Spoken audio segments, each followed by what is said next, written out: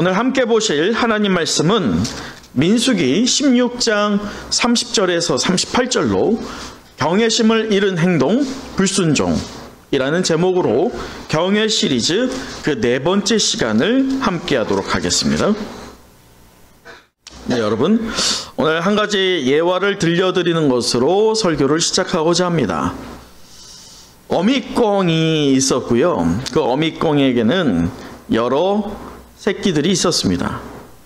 이 어미꿩은요, 항상 이 새끼들에게 이런 말을 하면서 주의를 줬어요. 무엇이냐면, 얘들아, 너희들이 먹이를 찾아 먹을 때, 입으로 먹이를 찾 때 귀로는 엄마의 음성을 주의하렴. 그리고 엄마가 망을 보다가 혹시 너희를 해칠 수 있는 짐승이 오면 크게 소리를 칠 테니까 그때 내 소리를 듣고 나무 위로 도망가렴. 이라는 이야기를 계속 주지시키면서 이 어미꿩은 새끼들이요, 자기 주변에서 멀어지지 않도록 주의를 쓰며 새끼들을 돌봤고요. 새끼들은 그런 엄마와 멀리 떨어지지 않기 위해서 그 흩어진 자리, 멀지 않은 곳에서 먹이를 먹는 일들이 있었습니다. 그런데 이 새끼들 중에 유독 딱 한 마리가요, 그런 엄마의 말이 편치 않은 거예요. 괜히 잔소리처럼 들렸어요. 그리고 좀 더 자유롭게 다니면서 먹이를 먹고 싶은데 엄마 옆에만 있어야 되니까 그게 답답한 거예요. 재미없는 거예요.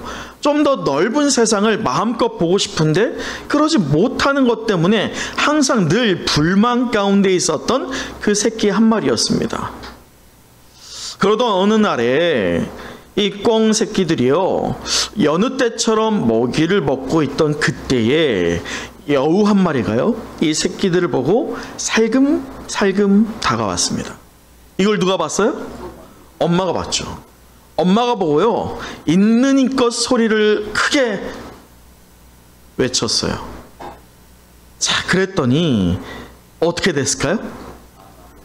새끼들이 다 엄마의 소리를 듣자마자 나무 위로 후다닥 도망가서 목숨을 건졌습니다. 그러나 한 마리를 제외하고 말이죠. 그 한 마리는요, 그때도 엄마의 말에 따르지 않고요, 엄마 주변에 있지 않고요, 자기 멋대로 좀 멀리 가서 먹이를 먹다가 무엇을 못 들었어요? 엄마의 소리를 듣지 못했어요. 여우는 그 틈을 놓치지 않고 그 새끼 꿩을 어떻게 했을까요? 잡아 먹었다라고 하는 이야기입니다.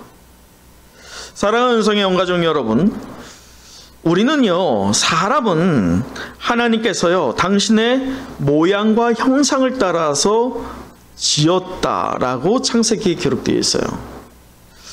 우리에게 또한 코에 생기를 불어넣어 주셨습니다. 이것이 동물과 사람의 현격한 차이입니다.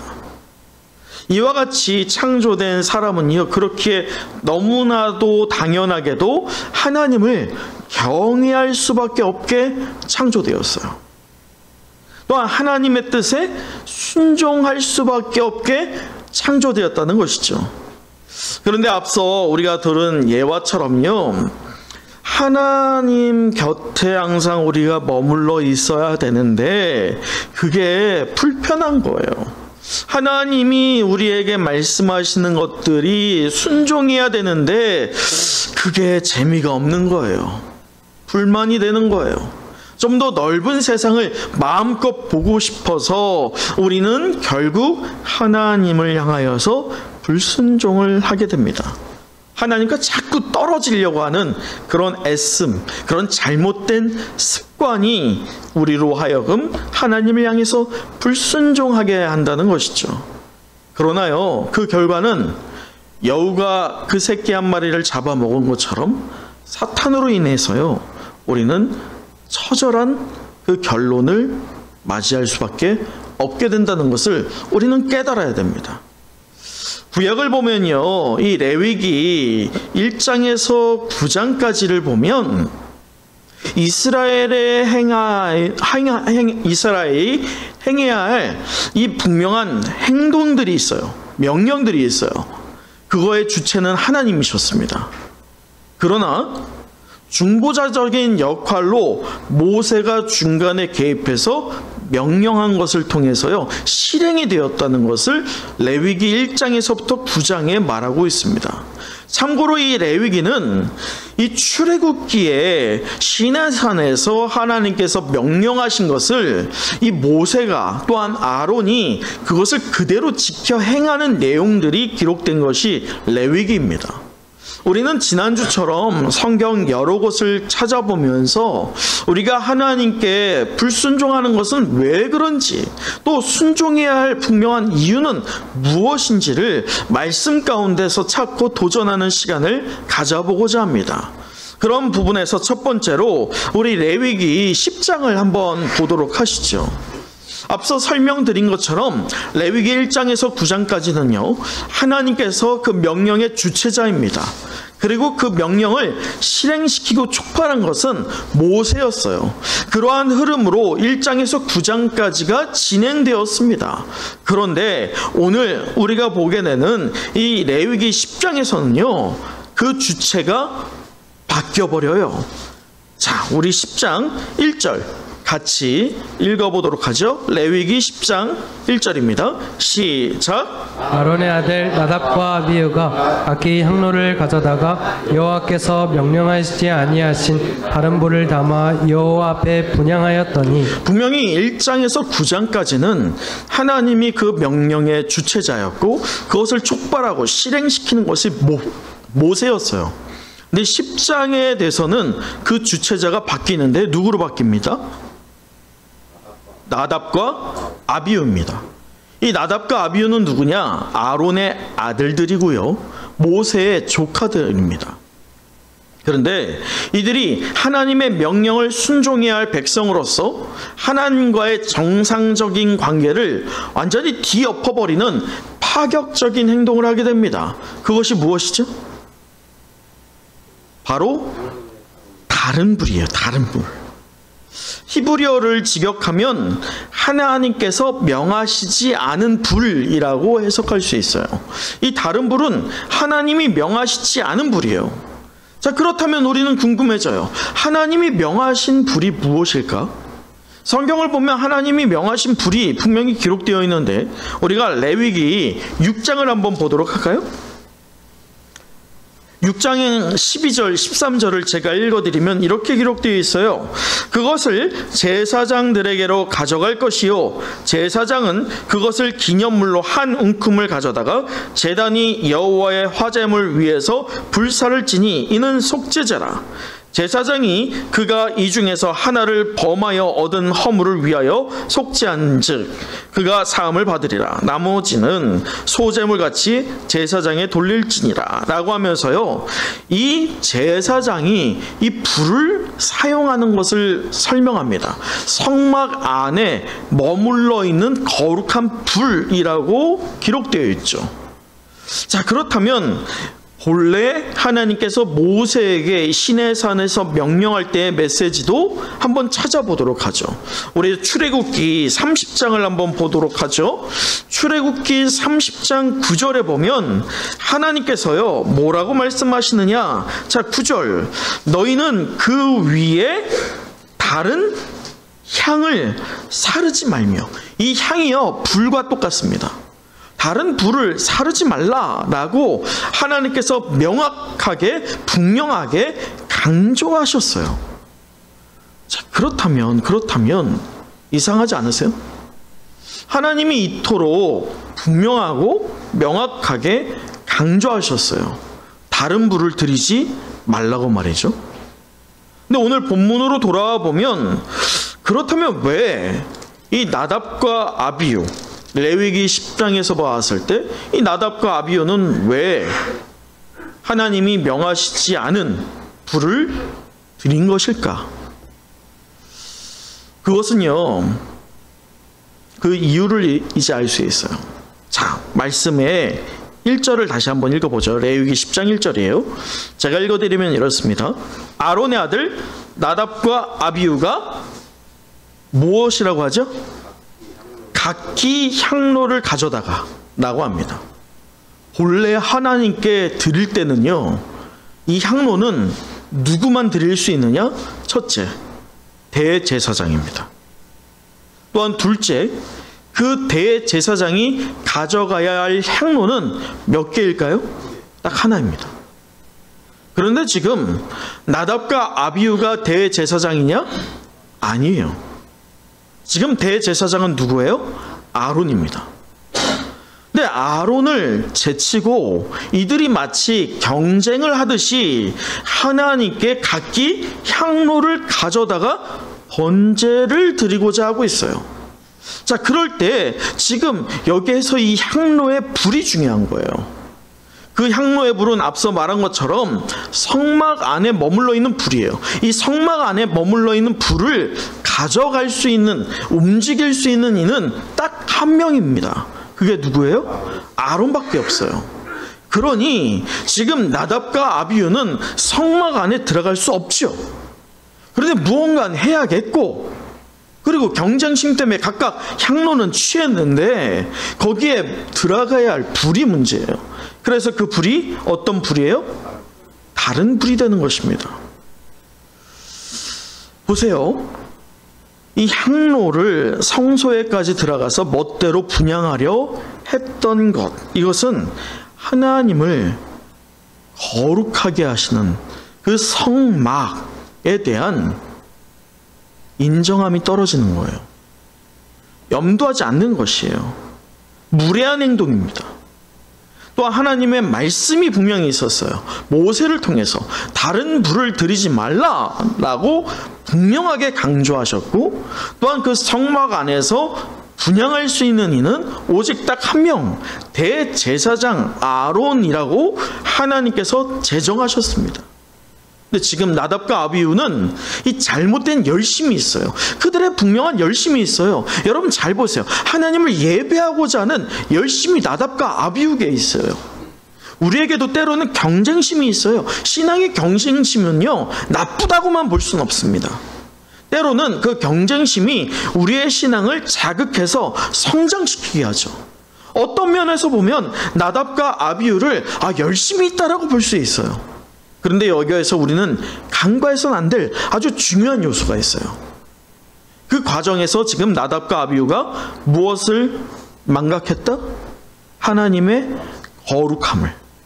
그리고 우리가 지난주에 말씀하신 하나님께서 제정하신 이 무너진 그 거룩함, 경륜을 이들이 오히려 더 무너뜨려 버렸다는 것이죠. 결국 불순종이 되었어요. 그러자 어떤 결과가 나옵니까? 자, 우리 레위기 10장 2절 같이 읽어보도록 하죠. 10장 2절이에요. 시작. 우리 여호와 앞에서 나와 그들을 삼키매 그들이 여호와 앞에서 죽은지라. 여러분, 여기에서 우리가 주목해야 할 게 있어요. 무엇이냐면 불이 여호와 앞에서 나옵니다. 지금 잘 보세요. 하나님 앞에 분향합니다. 그럴 때에 그 분향하는 이 하나님께서 명하신 불이 아니라 하나님이 명하신 불이 지금 나답과 아비후를 살라버린 것입니다. 곧 하나님께서는 하나님이 명하신 것을 지키기를 원했던 것이에요. 여러분, 이 사건이 있기 전에요, 우리가 1장에서 9장까지를 분명히 앞서 제가 소개한 것처럼 하나님이 명령의 주체자였고 이 명령을 실행시키고 촉발시킨 이가 누구라고 했어요? 모세라고 했어요. 그럴 때 모세가 하나님의 말씀을 따를 때마다 이 레위기 1장에서 9장까지 계속 누차 반복적으로 기록하고 있는 것이 무엇이냐? 바로 이거예요. 모세가 여호와께 자기에게 명령하신 대로 하매라고 하는 것들이 계속 반복적으로 기록됩니다. 여기에서 우리가 알 수 있는 것은요, 그들의 어떤 분명한 열심이 있었지만 하나님의 말씀을 있는 그대로 행하는 것이냐, 아니면 내가 각색해서 내가 원하는 대로 행하는 것이냐, 이 두 가지를 분명히 하나님은 구별한다는 것을 우리는 알아야 합니다. 모세는요, 하나님 말씀에 전적으로 무엇을 했어요? 순종했어요. 우리는 이걸 봐야 돼요. 보이세요? 이 불순종은요, 하나님이 아닌 다른 사람이나 다른 것을 사랑하는 것, 하나님에 대한 열심이 자기의 열심으로 변할 때에, 곧 영적 간음이 일어날 때에 불순종이 드러나는 것입니다. 하나님이 정하신 한계가 있어요. 분명히 그 한계를 넘어서면 안 됩니다. 우리는 창세기에서, 이 에덴에서 하나님께서 분명히 제정하신 하나가 있어요. 명령하신, 금하신 하나 말이죠. 그 하나가 무엇입니까? 다 해도 되는데 동산 중앙에 있는 생명나무는 건들지 말라. 딱 그 하나, 한계예요. 그 한계를 초월하는 순간 사람은, 이 아담과 하와는 그 한계를 초월하는 순간이 누구와 동등하다고 생각했어요? 하나님과 동등하다고 생각한 거예요. 자, 보세요. 하나님이 정하신 한계가 있어요. 그것을 넘어서려는 그 순간 우리는 하나님의 명령을 거역하게 됩니다. 무엇보다도 내가 그분과 관계를 맺고 있는 것이 파해진다는 것을 우리는 잊어버려요. 저는요, 성경을 볼 때마다 이 불순종이요, 우리의 어떤 상황이나 나의 감정이나 또는 내 약한 신앙 때문이라고 보지 않아요. 성경을 볼 때마다 하나님께서 제게 보여주시는 것은, 이 불순종은요, 결국 경외심의 문제입니다. 내가 하나님을 얼마나 경외하느냐에 따라서 순종이 일어나냐, 불순종이 일어나냐, 분명히 그 두 가지 갈림길에 갈린다는 것이죠. 하나님보다 다른 것을 사랑하는 마음이 강해지면요, 하나님께 등을 돌리게 됩니다. 결국에는 그분이 정하신 한계를 넘어설 수밖에 없다는 것이죠. 그런 면에서 순종은요, 하나님의 지혜와 권능과 사랑과 은혜를 우러러보며 또 하나님의 경외하는 마음에서 비롯되어서요, 마지못해 하는 게 아니에요. 의무감에서 하는 것이 순종이 아니라는 것이죠. 오히려 우리가 하나님의 선하심을 볼수록 하나님을 따를 수밖에 없는 것, 그것이 저와 여러분이 보여야 할 순종일 줄 믿습니다. 그런데 성경을 보면 이 마지못해 의무감에서 하는 순종의 모습들이 기록되어 있는 것을 발견하게 됩니다. 그것을 저는 잘못된 순종이라고 표현하고 싶어요. 이 잘못된 순종은 곧 불순종으로 이어지는데, 그 대표적인 사건 하나가 있습니다.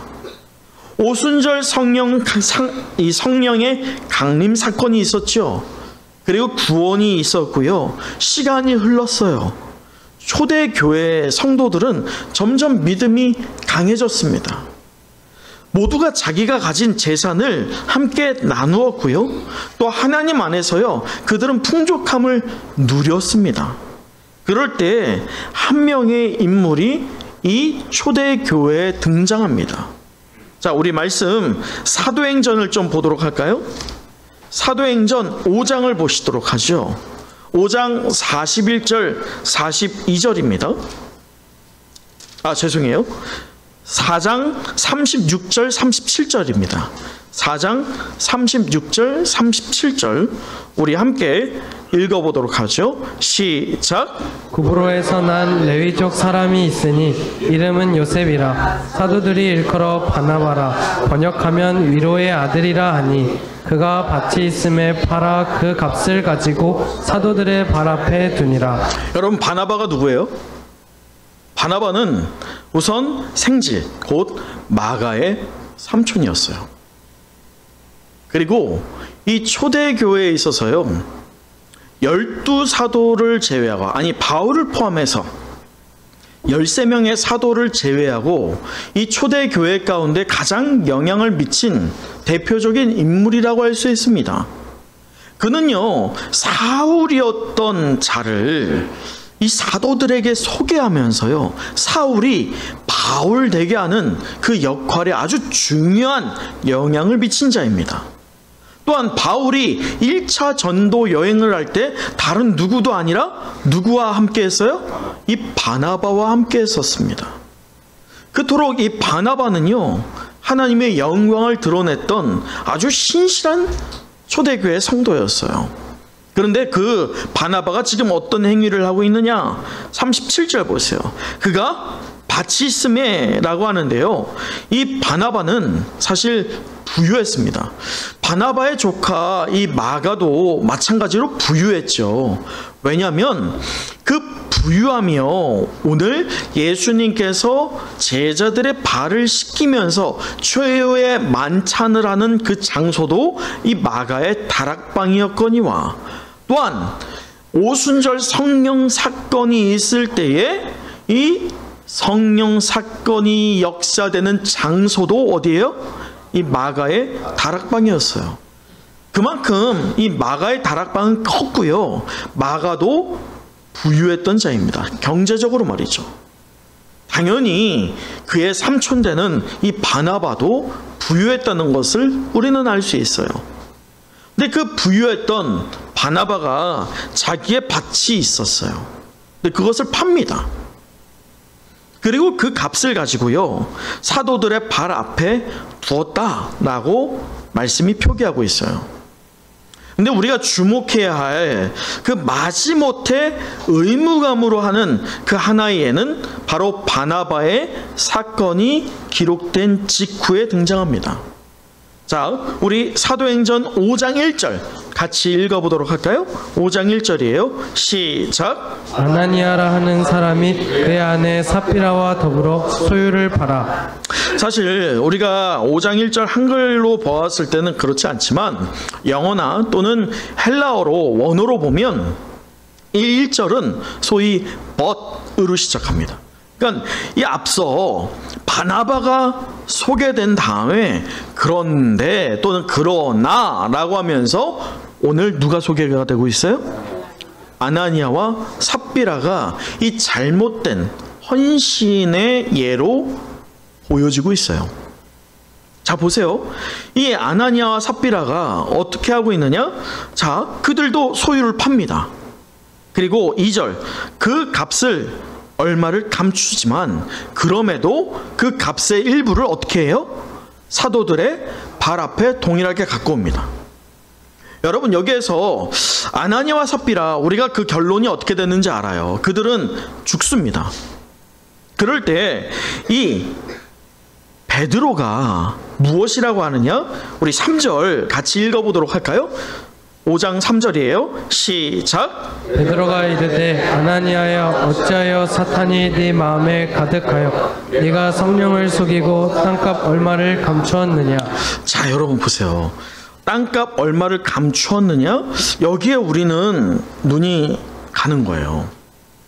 자, 말씀 본문을 보면 37절에서 우리가 4장 37절 말이에요. 바나바가 밭이 있었어요. 근데 우리가 어느 순간 이 바나바와 아나니와 삽비라를 가인과 아벨과 동등하게 매치를 시킵니다. 여러분 기억하시죠? 가인과 아벨의 제사에서 가인의 것은 거절하시고 아벨의 것은 받으셨어요. 그런데 이 아벨은 양으로 말미암아 가축으로 하나님께 피의 제사를 드렸고, 가인은 곡식으로 하나님께 제사를 드렸습니다. 여기에서 그 수량이나 또는 값어치로 우리가 생각하기 오해가 일어나기 마련입니다. 그런데 우리가 지난 말씀을 볼 때 분명히 기억하시죠? 하나님께서 가인의 것은 거절하시고 아벨의 것을 받으신 그 가장 중요한 이유가 무엇이에요? 믿음이었어요. 그 가격이 아니에요. 그것이 저렴하다 또는 가격이 또는 값어치가 미천하다, 그것이 아니었어요.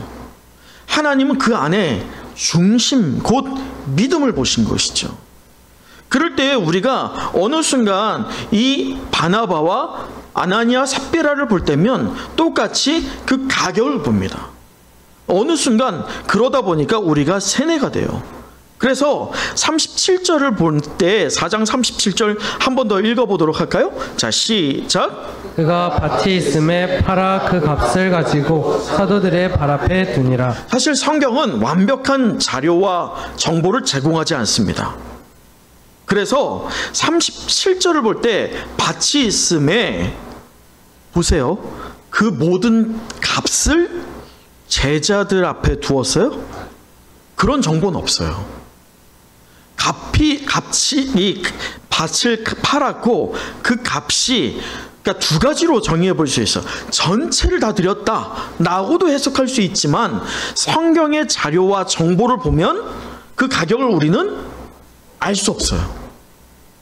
밭을 팔았는데 그 일부를 드렸을 수도 있다라고 우리는 가정해 볼 수 있어요. 자, 그렇다면 이 아나니아와 삽비라가 일부를 드린 것과 차이가 있어요, 없어요? 없어요.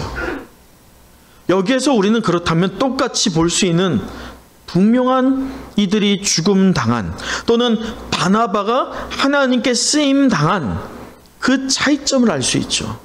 그것이 무엇입니까? 가증함이에요. 그들이 분명히, 여러분 보세요. 아나니아와 삽비라가 누가 시켰어요? 아니에요. 자발적입니다. 여러분, 한편으로 보면 아나니아와 삽비라가 자발적으로 드리고 있는데 그 값의 일부를 감추는 것, 우리가 합리적인 사고로 볼 때면 그게 문제가 될까요? 여러분, 우리가 어떤 이익이 생겼는데 그 이익의 11조를 생각해 보면 우리에게 딱 맞아 떨어집니다. 11조는 분명히 10분의 1을 하나님께 드려야 되죠. 여러분, 11조 생활 잘하십니까? 정말 온당하게 11조를 드리십니까?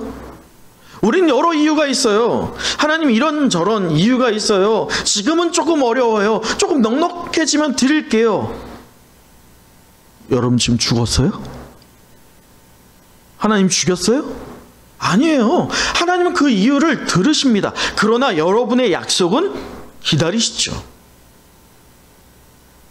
그럴 때 하나님께서 얼마를 드리는 부분에서 감추었다? 여기에 우리는 집중해야 돼요. 얼마를 드리는 부분에서 일부를 드렸다? 이건 죄가 되지 않아요. 감추었다는 것이 죄가 되는 것입니다. 일부를 드리는 것은 하나님이 얼마든지 받으세요. 괜찮아. 너 지금 상황이 그러니까 괜찮아. 내가 열을 너에게 줬지만 하나를 받아야 되는 것, 그렇게 생각할 땐 11조가 감사죠. 하나님이 열을 줬어요. 그 열을 하나님이 다 가져가셔도 되는 거예요. 근데 너 9 가지고 하나를 내게 달라 라고 하신 하나님의 말씀이지만, 때로는 그 하나조차도 우리는 부담이 될 때가 있죠. 그래서 그 일부만 드릴 때가 있어요. 그런데 하나님이 우리를 벌하십니까? 여러분, 11조 잘 안 했다고 여러분 심판받습니까? 여러분, 구원의 문제가 그것이 될까요? 절대 되지 않아요. 조금도 문제가 되지 않아요. 구원에 있어서 여러분이 11조를 잘 못 드렸다? 그 일부만 드렸다? 전혀 문제되지 않아요. 문제는 무엇이에요? 감추었다는 거예요. 감추었다는 게 왜 문제가 되느냐? 이들이요, 자발적인 헌신이 있었어요. 얼마나 귀합니까? 이 초대교회에 그런 헌신자가 오늘 아나니아 삽비라예요. 그들이요, 분명히 우리가 유추해보면 오순절 성령 사건 때에 분명히 그 자리에 있었어요. 그들도 성령의 은총을 받았어요. 그리고 그들이 감격함 가운데 신앙생활을 하고 있었습니다. 초대교회 가운데 선한 영향력을 미치고 있었어요. 그런데 어느 순간 시간이 흐르면서 그들이 하나님을 보던 경외함이 누구에게로 돌아갑니까? 내게로 가는 거예요.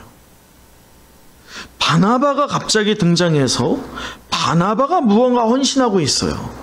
그럴 때 내게 비춰졌던 영광이 분명히 있었어요. 분명한 것은 아나니아와 삽비라가 이전까지는 이 초대교회에서 분명한 영향력을 미치고 있었고, 그 아나니아와 삽비라가 교회 가운데 영광도 받고 있었음이 우리는 유추해 볼 수 있어요. 근데 아나니아와 삽비라 입장에서 그 영광이 지금, 그 조명이 지금 누구에게로 가는 것 같아요? 바나바로 가는 것 같아요. 하나님을 경외하던 그의 신앙이요, 자기의 경외로 바뀝니다. 그래서 이 가증함이 드러나죠. 여러분 이 가증함은 곧 불순종으로 이어지게 됩니다. 결국 이들의 가증함, 성령을 속인 것, 곧 불순종, 그것이 이들이 죽음당한 이유입니다. 여러분, 오늘 이제 본문으로 돌아와 보시죠.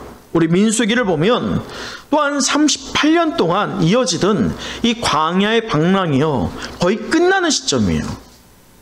그럴 때 발생된 하나의 사건이 있습니다. 우리 민수기 16장을 보도록 하시죠. 민수기 16장을 보면 1절 우리 함께 읽어보도록 할까요? 1절이에요. 시작. 레윗의 증손 고핫의 손자 이스라엘의 아들 고라와 르벤 자손 엘리압의 아들 다단과 아비람과 벨렛의 아들 온이 당을 짓고. 이들이 다 같이 무엇을 지어요? 당을 지어요. 여러분, 일반적으로 당을 지을 때는 현재 지도체제에 불만을 갖는 사람들이요, 만나게 되는 모임을 말합니다. 그것이 당이에요. 그렇다면 이 당을 지을 때 그 당을 짓게 되는 반대쪽의 대상이 누구입니까? 모세입니다. 아론입니다. 자, 그럴 때 이들이 얼마나 불만이 있었느냐. 자, 2절 보세요. 이스라엘 자손 총회에서 택함을 받은 자 곧 회중 가운데에서 이름 있는, 자 보세요, 이름 있는 지휘관 250명. 이름 있는 지휘관, 이들은 그렇다면 지금 이스라엘 민족 가운데 영향력이 있어요, 없어요? 지대한 영향력이 있는 250명의 지휘관이 고라의 일당에 붙습니다. 그럴 때 모세와 아론을 향해서 뭐라고 하느냐? 자, 3절 우리 읽어보도록 할까요? 3절이에요. 시작. 그들이 모여서 모세와 아론을 거슬러 그들에게 이르되 너희가 분수에 지나도다. 자, 보세요. 지금 뭐라고 해요? 자, 그러면서 성경이 뭐라고 하느냐? 회중이 다 각각 거룩하고 여호와께서도 그들 중에 계시거늘 너희가 어찌하여 여호와의 총회 위에 무엇이라고요? 스스로 높이느냐. 자, 보세요. 여러분, 고라 무리 입장에서 생각해 보세요. 이들이 각각 하나님의 영, 하나님의 은혜를 받았습니까? 안 받았습니까? 받았죠. 홍해를 건너는 것은요, 마치 오늘 우리가 세례를 드리는 것과 똑같습니다. 홍해를 건넌다는 것은 죽었다가 살아나는 것을 의미합니다. 그렇게 홍해를 건넌 이스라엘 백성 모두는 각각 하나님의 은혜와 은총을 경험한 자들입니다. 이들의 말이 맞아요. 또한 민주적인 부분에서 볼 때에 어떤 의견들이 있어요. 바람들이 있어요. 그것을 청원할 수 있죠. 그 청원할 때 모세가 그것을 받아요? 안 받아요? 안 받습니다. 왜 그럴까요? 모세 입장에서는요, 딱 하나의 지표가 있기 때문이에요. 그 지표가 무엇이에요? 하나님의 말씀이에요. 하나님의 말씀 아니고서는 모세는 움직이지 않습니다. 문제는 고라 일당들 또는 이스라엘 백성들 입장에서 보면 너무 민주적이지 않은 거예요. 너무 독단적인 거예요. 그러니 너희가 분수에 지나도다 라고 말할 만하다고 우리는 볼 수 있습니다. 자, 그럴 때 이들의 행위가 어떻게 보이느냐? 자, 우리 오늘 본문 30절 같이 읽어보도록 하죠. 30절이에요. 16장 30절 함께 읽습니다. 시작. 만일 여호와께서 세일을 행하사 땅의 입을 열어 이 사람들과 그들의 모든 소유물을 삼켜 산채로 수월에 빠지게 하시면 이 사람들이 과연 여호와를 멸시한 것인 줄을 너희가 알리라. 자, 30절 보세요. 만일 여호와께서 무슨 일을? 세일. 세일은 이전에 없던 일입니다. 이전에 없던 일을 행하셔서 반역에 가담한 모두를 진멸하겠다 라고 하는 것이 실현됩니다. 그래서요, 자 보세요. 어떻게 되느냐? 실제로 그 말이 끝나자마자, 자 31절, 그가 이 모든 말을 마치자마자 그들이 섰던 땅바닥이 갈라지며 그 무리가 그 땅 아래에 다 삼킴을 당합니다. 고라 일당 모두가 말이죠. 그런데 여기에 삼킴을 받게 되는 이들 가운데 제외된 자들이 있어요. 그들이 누구냐? 바로 250명이죠. 그런데 250명 어떻게 되느냐? 우리 35절 읽어보도록 하죠. 35절입니다. 시작. 여호와께로부터 불이 나와서 분향하는 250명을 불살랐더라. 네, 250명이 여호와께 분향하는 그 불로 인해서, 향로의 불로 인해서 또한 죽음을 당합니다. 여러분, 이럴 때 이스라엘 백성이 이걸 봤어요. 자, 보세요.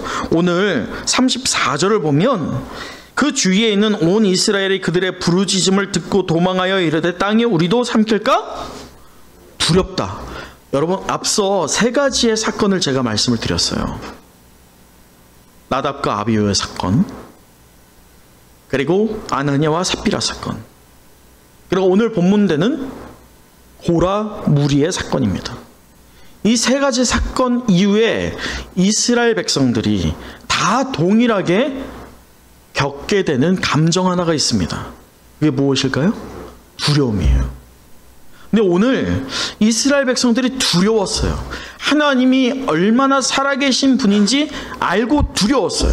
여러분, 그렇다면 이스라엘 백성이 마땅히 보여야 할 그 다음 반응이 무엇일까요? 회개죠. 회개함으로 돌이켜서 하나님을 경외하는 것이 마땅합니다. 그런데요, 오늘 말씀 끝까지를 보면, 이 민수기 16장 끝까지를 보면요, 이 이스라엘 백성들이 고라 무리가 죽음을 당한 것을요 매우 슬퍼합니다. 그러면서 모세와 아론을 원망하기 시작합니다. 하나님을 경외하면서 회개하는 것이 아니라 하나님이 두려움 가운데 주었지만, 기회를 주었지만, 살려주었지만 오히려 고라 무리를 안타깝게 생각하면서 하나님을 경외하는 대표적인 인물들은 모세와 아론을 향해서 원망했어요. 이것은 누구를 향해서 원망한 것입니까? 하나님을 향해서 원망한 것이에요. 순종하기를 하나님께서 바라시면서 이 작은 무리를 희생하면서 그들이 불타 죽고 땅 위에 삼킴을 당하였지만 이스라엘 백성에게 분명히 주어진 그 회개의 기회를 이들은 놓쳐버립니다. 결과적으로 어떻게 됐느냐? 우리 말씀의 끝을 보세요. 49절. 고라의 일로 죽은 자 외에 연병의 죽은 자가 몇 명이에요? 14,700명이 고라 일에 관여된 게 아니라 하나님을 향해서 원망하고 순종하는 것이 아니라 오히려 불순종의 모습을 보이고 있는 이스라엘 백성을 연병으로 쳐서 오늘 말씀처럼 14,700명이 죽음을 당합니다. 보이세요? 이처럼 불순종의 문제는 경외심의 문제입니다. 여러분, 말씀을 마칩니다. 오늘 저희는 경외심을 잃은 행위, 불순종이라는 제목으로 말씀의 은혜를 나눴는데, 우리 말씀 38절 마지막으로 읽어보도록 하죠. 38절입니다. 시작. 사람들은 범죄하여 그들의 생명을 스스로 해하였거니와 그들이 향로를 여호와 앞에 드렸으므로 그 향로가 거룩하게 되었나니 그 향로를 쳐서 제단을 쌓는 철판을 만들라 이스라엘 자손에게 표가 되리라 하신지라. 여러분, 혹시 하나님을 향한 불순종의 문제가 살다 보면 뭐 그럴 수도 있지 라고 하는 작은 문제라고 여전히 생각하시나요? 앞서 소개한 나답과 아비후, 아나니아와 삽비라, 고라 무리를 통해서 보듯이요, 불순종은요 그냥 어쩌다 한번 일어나는 그런 게 아니에요. 불순종은 하나님이 세우신 거룩한 질서를 무너뜨리는 것에서 시작됩니다. 하나님의 영광을 가리는 일에서 시작되는 것이 불순종입니다. 하나님이 맺으신 언약 관계를 깨버리는 것이 바로 불순종입니다. 이것을 기억하시는 여러분 되기를 원합니다. 그래서 해서는 안 될 일이라고 믿는 그 순종이에요. 이건 해서는 안 돼. 그렇게 마땅히 여기는 것이 순종이에요. 그런데 그 순종하지 않을 때 사탄은요 우리를 하나님의 한계를 넘을 수 있다라는 가능성을 보게 합니다. 헛된 가능성이죠. 그래서 나오는 것이 불순종이에요. 사랑하는 은성의 영가족 여러분, 이것만큼은 기억하십시오. 불순종을 하는 이유는요, 저와 여러분이 무지해서가 아닙니다. 그것이 잘못이라는 사실을 몰라서도 아닙니다.